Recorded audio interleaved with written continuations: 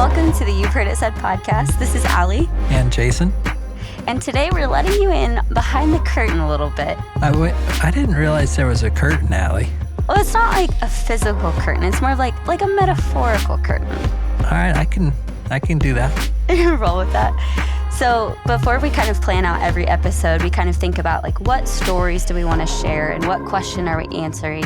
And so when we were planning this episode, we really came to this question of how do I hear from God? And so just imagine there's this room with people sitting in a circle and a big whiteboard. We've got our markers and sticky notes, and there's a big curtain that's no, but seriously. And everybody's sharing, okay, here's how I think we talk about that. Here's what the Bible says about that. And we usually find people in the community or the church or pastors. But this time it was someone in the room. It was Audra, who's one of our storytellers, and she starts talking about how she recently lost her dad to cancer.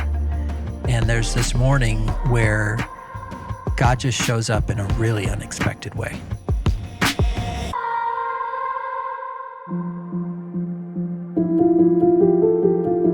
In a few days, we'll arrive at the 5-month anniversary of my dad passing away.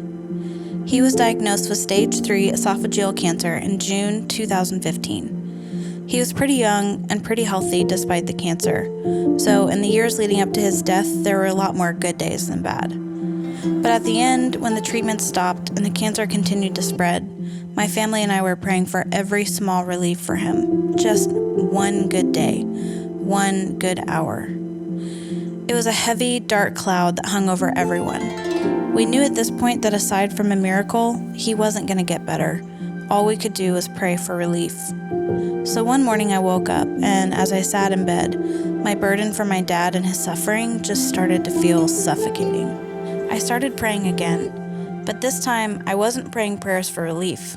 I was pretty done praying those prayers and feeling like I couldn't get an answer to them anyway. So instead, I was praying some really raw and frustrated prayers to God. I was praying, and it makes me nervous to even repeat it, but I was praying things like, how dare you? How dare you take my dad from me? How dare you make him suffer this much when you're already letting him die? Isn't dying enough? How dare you? At this point, I still had to go to work, so I was having this one-way internal dialogue with God while I was getting dressed and everything, brushing my teeth and gathering up my things with tears in my eyes, just angry. I'm kind of robotically going through the morning routine while internally every part of me is focused on this angry conversation with God. I get in my car and I'm in tears and I'm angry, and I'm thinking, how could any of this be part of God's plan? If he loves my dad, how could he let him suffer like this? And I'm consumed with all these thoughts as I start backing my car out of my garage. But when I get out of the garage, my breath is completely taken away. The sky is lit up with the most beautiful sunrise I have ever seen. The sun looks 4 times bigger than it normally does, and there are hues of yellow and orange and pink touching everything. The city buildings around my house, the trees, nothing was big enough to block the view of the sunrise. It was the only thing you could see. And in that moment, when I looked out my car window in awe and my mind finally stopped, and I had to focus all my energy on just gathering a breath, that's when God answered. He said, "Who is there that loves your dad more deeply than I do? Who is there more qualified to decide on how he should be treated and cared for? Who would you pick, if not me?" Obviously, the answer was no one. There was no one else. No one else who loved my dad more intimately, no one else who had better knowledge of how to care for my dad, no one with a greater desire to do those things than God. And I felt peace wash over me. I continued to drive to work, still with tears in my eyes, feeling overwhelmed, but now for a wholly different reason. God showed me that he was listening the whole time. He heard my prayers, and he hadn't forgotten me, and he hadn't forgotten my dad either. He needed to create a moment where I could stop my mind and listen to him. So he orchestrated a sunrise. Not just any sunrise though, one that was big enough and bright enough to leave me breathless. He orchestrated for me to be leaving my house at the exact time I needed to see it. He did this all to say, "Hey, I got this. I love you. I know your pain and I feel it too. I'm working to make things right. There is no one better for this job than me. If I'm honest, I'm still working out a lot of the questions I have around my dad's death. I don't have all the answers yet. But I do know that God is willing to let me work out my questions with him. This time, I won't make him stop me in my tracks before I begin to listen. I'll look for the small ways he's saying, I've got this. I've been doing this long before you were born and long before you had any worries or cares in this world, whether that be a sunrise or anything else.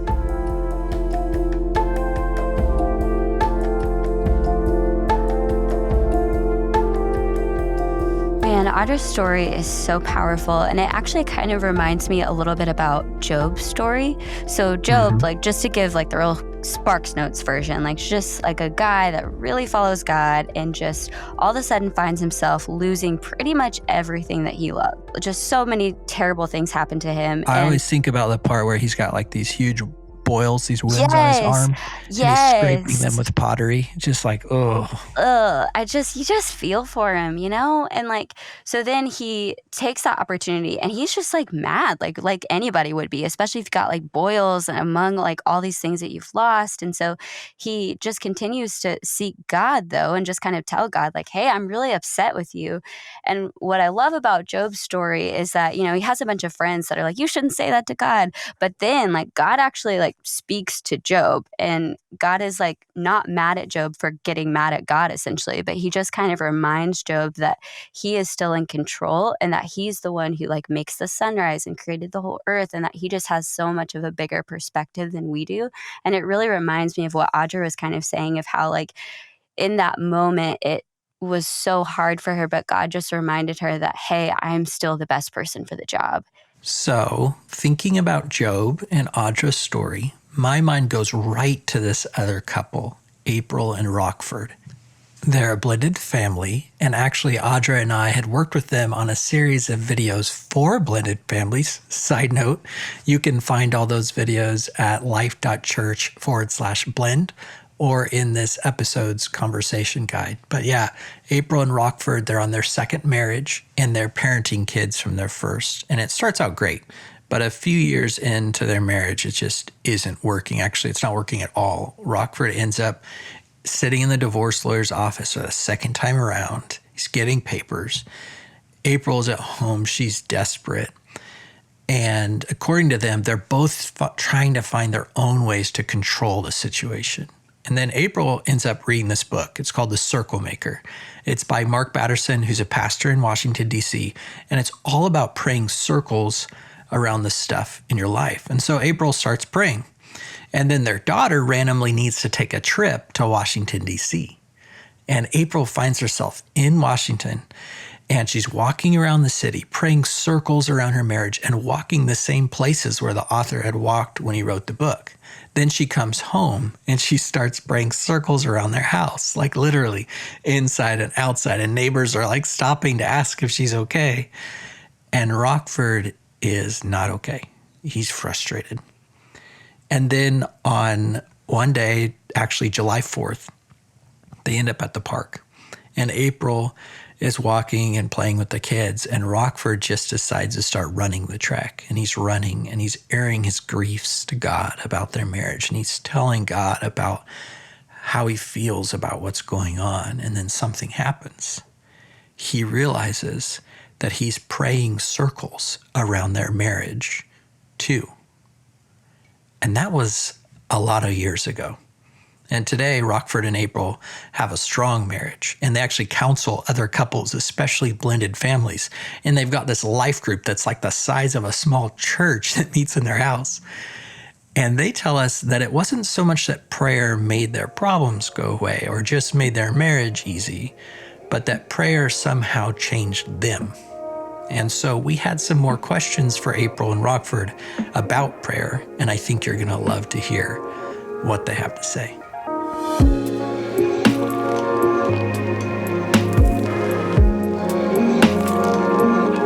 Looking back on your decision to pray while you were in crisis, what did you think at the time that God was going to do? So whenever I started praying, that was the first time that I can ever say that I had no idea what God was going to do. Before, it was always kind of like, hey, I know how this is going to go. This is how I want God to show up. And at that point, I would say I was so broken and so open that I didn't give him a script. I just went day to day, hour to hour of what do you need me to do? And it worked out pretty good. Worked out pretty good, huh?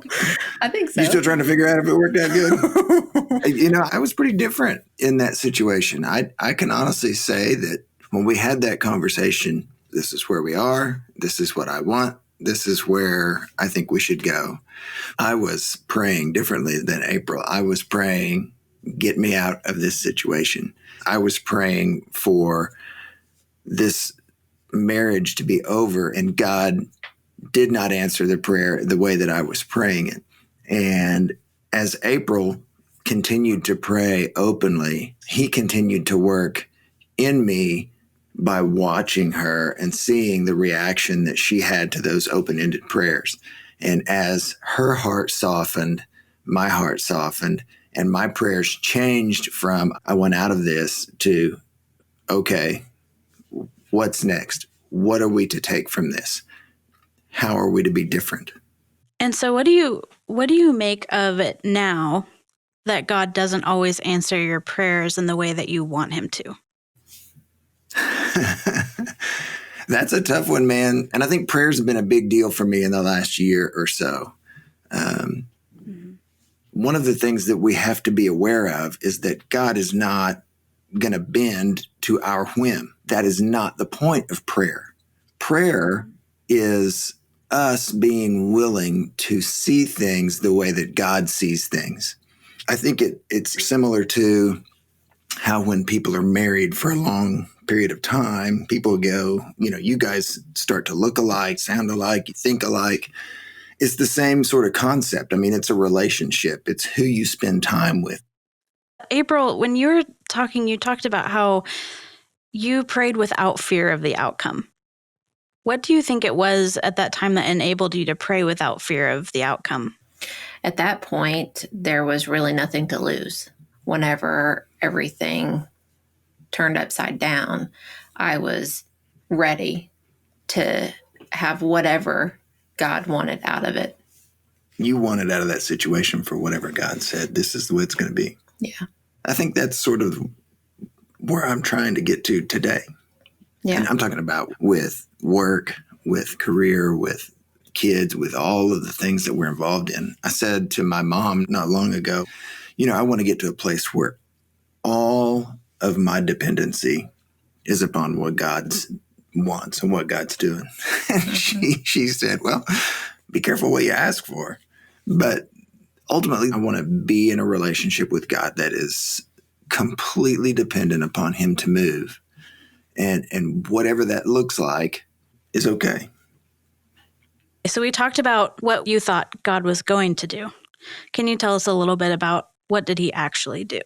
In all earnestness, he probably ended that phase in our marriage. So where Rockford was praying for this to be done, I think that actually happened, whether he realized it or not. And there was a rebirth of our marriage, one such that just like whenever you're a born again Christian and people are able to tell by the evidence. During the time where you were going through crisis in your marriage, and then after that, I wonder, what did your prayer life look like before, and what does it look like now, and how is it different?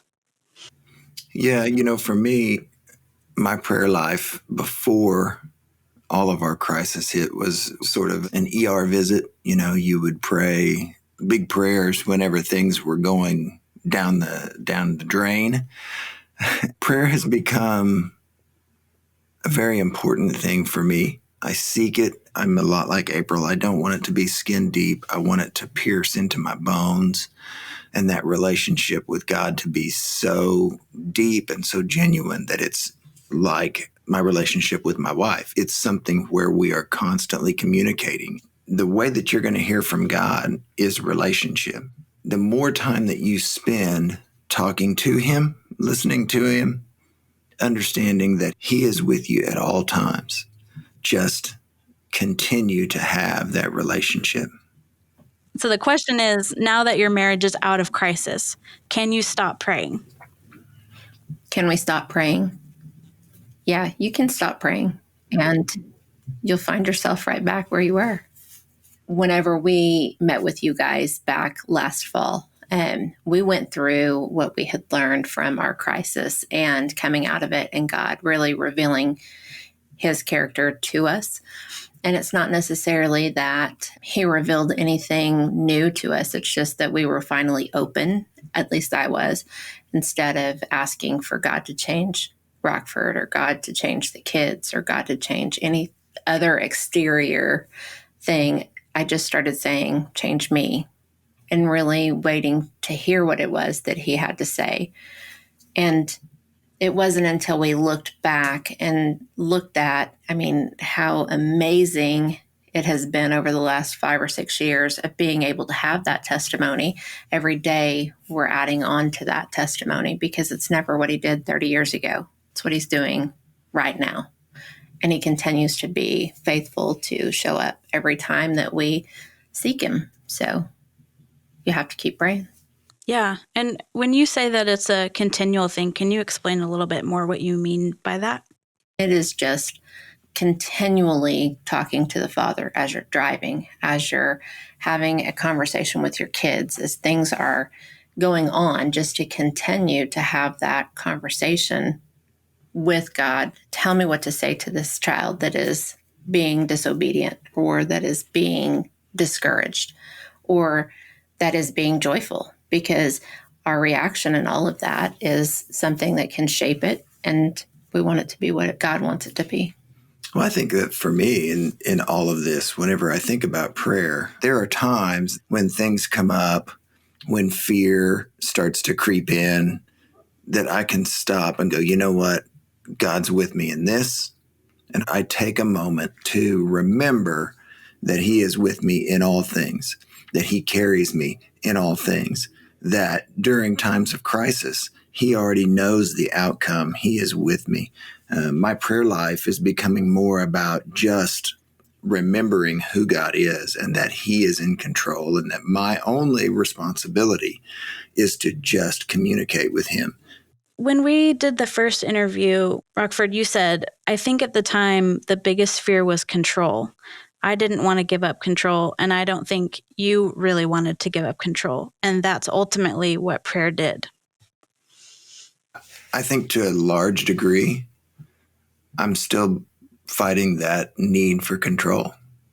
And one of the things that we're going through at this particular moment is me saying, you know what, I may not have to be in complete control all the time. And when it comes to our relationship, giving up some of that control saved our marriage, and understanding that my wife is on my side. She wants the best for me, and her understanding that I want the best for her has created a relationship that is very tight.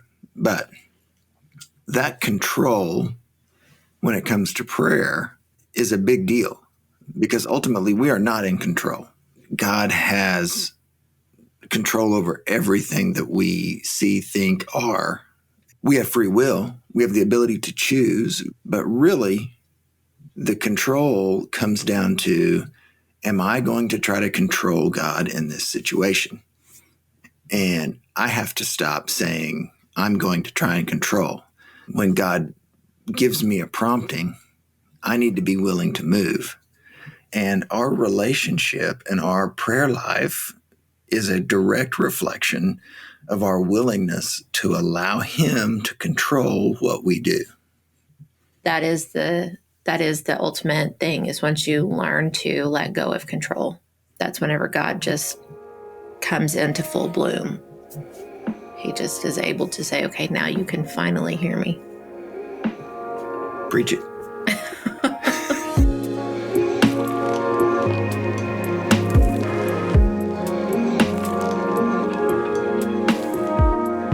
We have a group that meets in our home on Sundays. And a couple of months ago, we had this discussion about prayer. And as we talked about prayer, I asked the group, do you believe that prayer moves the heart of God? And we actually sat on that for a week. Yeah. I said, go home, think about it, come back next week, and we're gonna talk about that a little bit more. I came back the next week and I said, okay, so we've had some time to think about it. Do you believe that prayer moves the heart of God? And for the most part, out of this group of 10 people, I'd say 9 of them said, I don't believe that prayer moves the heart of God. And so honestly, by the time that group was done, my spirit was just so low because I feel like there are so many people that miss out on some of the good things that God has for them because we don't believe that prayer is a big deal. And I think it goes back to what April said earlier, and that is people think that prayer is sitting down and bowing your head and closing your eyes and saying this formulated thing. And that's really not prayer at all, in my opinion. Prayer is having constant communication and understanding that God is with me and I can share good things with him. I can share when I'm mad at him. Having those conversations just like you would with a close friend or a spouse. And so we've continued to have conversation about prayer with the people that are in our group because it is important for us to share with others just what prayer has done. Prayer indeed does change things. It changes things for not only the person that is praying, but those that are there and witness God's movement. And whenever there are people that are willing to pray honest, bold, audacious prayers that they can listen to and that they can witness God's movement through.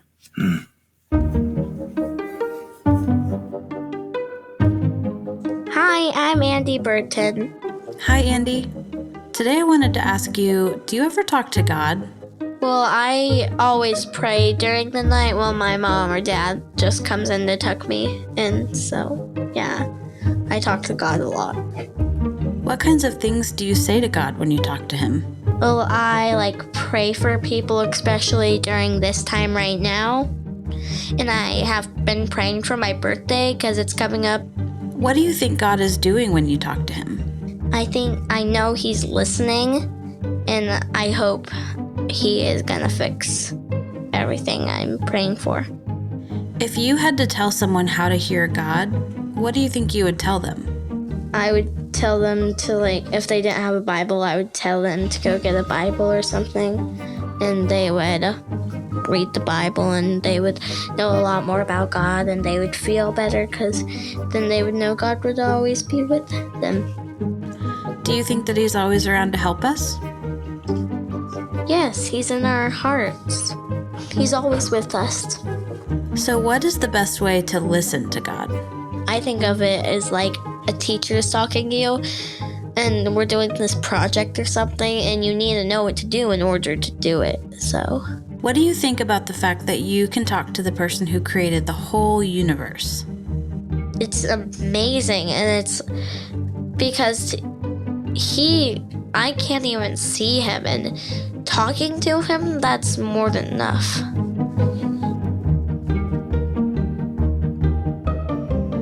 So we were in the story planning meeting, like we talked about earlier, and Audra's story and April and Rockford's story, and all of these different elements just kind of came together, and we started noticing all of these different threads. And the threads that we kind of saw about prayer is that it doesn't always change our circumstances, but that it always changes us. And that maybe the best part about prayer isn't getting what we want, but actually just realizing who it is that we get to be connected to, and what a privilege it is to be connected to a loving God who is in control and really good at being God, even when things don't really seem to make sense to us. So yeah, in that meeting with the curtain pulled back, The metaphorical curtain. the metaphorical curtain, somebody brings up Flannery O'Connor. She's this famous Southern author and journalist. And in the late 1940s, she's just left home in Georgia to study writing and language in Iowa. It's World War II is just finished, maybe like a year earlier. She's in her early 20s, and she starts writing these prayers to God in a lined notebook. And the prayers, they're like filled with, kind of some of the things we would normally ask for.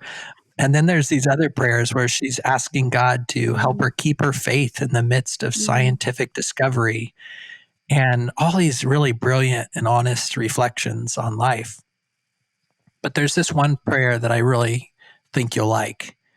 She says, "Dear God, I cannot love thee the way I want to. You are the slim crescent of a moon that I see, and myself is the earth's shadow that keeps me from seeing all the moon. The crescent is very beautiful, and perhaps that is all one like I am or should or could see. But what I am afraid of, dear God, is that my self-shadow will grow so large that it blocks the whole moon, and that I will judge myself by the shadow that is nothing. I don't know you, God, because I am in the way. Please help me to push myself aside." So prayer, I think, is less about getting what you want from God. And maybe it's more getting what we need from God, right? Which is kind of like April and Rockford were saying. It's allowing him to move us, like Flannery O'Connor says, to move us and change us so that we see more of this bright crescent growing and less of our self-shadow. It helps us to see God better and maybe like see us in a better light too. And I think part of how it can help you see yourself in a better light is actually just taking some time to reflect and just sit in silence. And so we've talked a lot about prayer, and sometimes it can seem really complicated and it's really simple, but sometimes it's just our nature to try and overcomplicate things. And so this week, why don't you just try to sit in silence for maybe 5 minutes? And it's probably going to feel a little awkward at first, but just force yourself to turn off your notifications, just sit in silence for just 5 minutes. And then afterwards, maybe just write down a thought. It doesn't have to be in this beautiful notebook like Flannery or this gorgeous language or anything like that, but maybe just a note on your phone or on a piece of paper, whatever floats your boat, of just something that you feel like, a thought that maybe came up or something you want to act on, or just any reflection that you have, and go do something about it this week.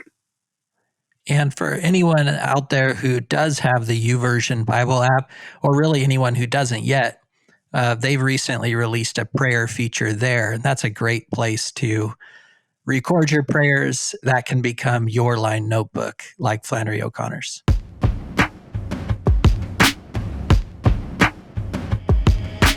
Thanks so much for listening to the You've Heard It Said podcast. We hope this conversation has been helpful to you, and we wanted to make it easy for you to take this content and turn it into a conversation with someone you care about.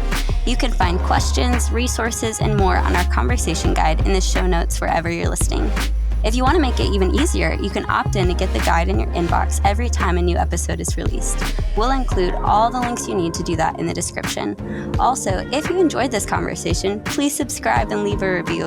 It really does help more people find the podcast, so your review could be the reason someone else gets to find it. Have an awesome week.